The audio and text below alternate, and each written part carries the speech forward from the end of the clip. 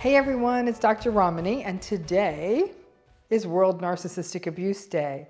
Not exactly sure how you're supposed to celebrate, perhaps invalidate yourself a little bit, I don't know. But what these days are meant to be are days of recognition.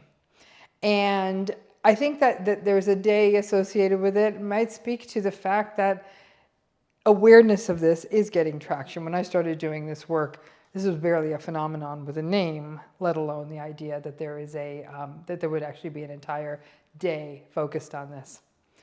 So as I thought about this, because I thought I shouldn't let this go unsaid, what does it really mean? And I will tell you this. The lack of awareness of narcissistic abuse in professions that should be helping people who are trying to make sense of narcissistic abuse, that's the kind of awareness that needs to happen. And that could be everything from therapists to attorneys to teachers to judges to advocates. Pick someone, anyone who's trying to help people in need.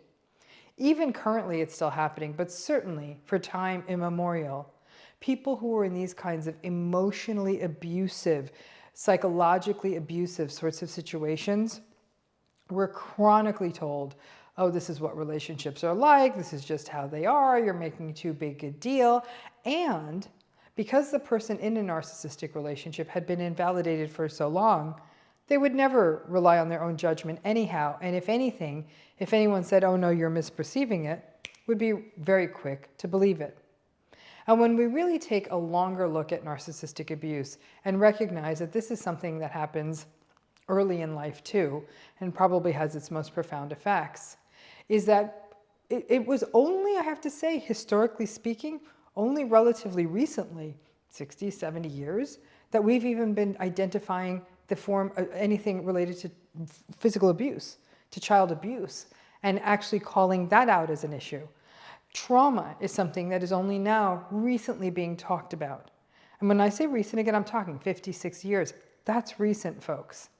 So you could imagine if it took that long for very discernible trauma, sexual assault, military combat, a person being beaten up by a parent, by a spouse, if it took until relatively recent history for those things to get actually acknowledged, then you can imagine it's going to take a very long time for people who will be willing to systematically and systemically acknowledge that what happens in a narcissistic relationship is simply not okay.